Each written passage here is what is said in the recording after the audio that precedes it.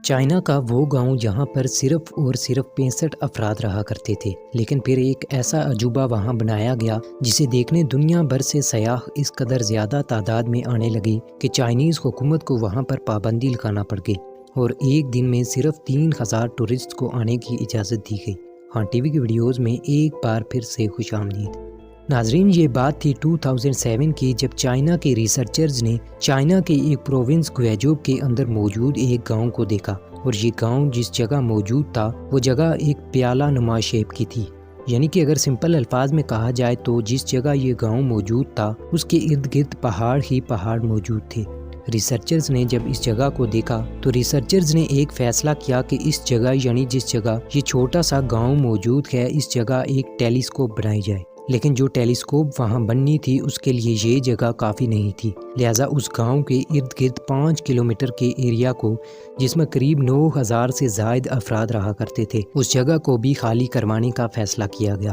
لیکن سب سے پہلے وہاں رہنے والے لوگوں یعنی ان 9000 افراد کو وہاں سے کسی اور جگہ منتقل کرنے کا فیصلہ کیا گیا، جس کے لیے چائنیز حکومت کو $269 ملین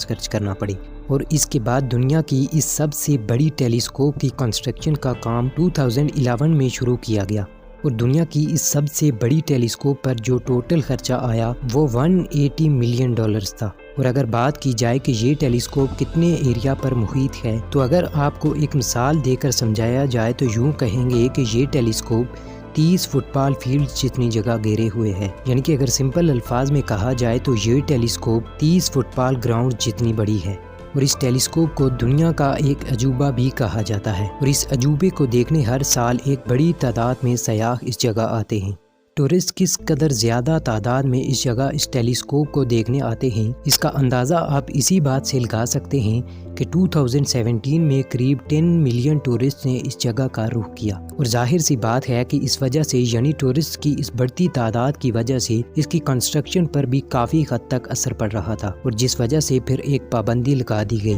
کہ ایک دن میں صرف 3000 افراد وہاں جا سکتے ہیں، لیکن اس کے لیے بھی شرط یہ تھی کہ آپ کو اس جگہ جانے کے لیے پہلے سے آن لائن بکنگ کروانا ہوگی۔ اور ٹورسٹ کی اس بڑھتی تعداد کو دیکھ کر پھر چائنیز حکومت نے یہ فیصلہ کیا کہ اس جگہ 10,000 کلومیٹر کی نئی ہائی ویز اور 15 سے زائد نئے ایئرپورٹس بنائے جائیں۔ یہی نہیں بلکہ اس ٹیلیسکوپ تک پہنچنے سے پہلے آپ کو ایک خوبصورت میوزیم بھی دکھایا جاتا ہے، جس میں آپ کو اسپیس سے متعلق کئی انٹرسٹنگ چیزیں دیکھنے اور سیکھنے کو ملتی ہیں، اور پھر آپ کو ایک فلم بھی دکھائی جاتی ہے، اور اس کے بعد آپ اس خوبصورت ٹیلیسکوپ کو دیکھنے جاتے ہیں۔ اور اگر بات کی جائے اس ٹیلیسکوپ کے ایم یعنی کہ اس کے بنانے کے مقصد کی، تو اس کو کئی مقاصد یعنی large scale neutral hydrogen survey, detection of interstellar molecule جیسے کئی اور مقاصد کے لیے اس ٹیلیسکوپ کو بنایا گیا، جو کہ یقیناً جن مقاصد کے لیے بنائی گئی تھی ان میں پورا اتری، اور چند ہی سالوں میں اس ٹیلیسکوپ نے کئی دریافتیں بھی کی،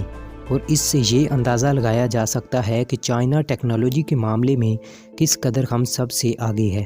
امید ہے کہ آپ کو آج کی یہ انفارمیٹیو ویڈیو اچھی لگی ہوگی۔ ملتے ہیں اپنی کسی ایسی ہی نیکسٹ انفارمیٹیو اور انٹرسٹنگ ویڈیو میں، تب تک کے لیے اللہ حافظ۔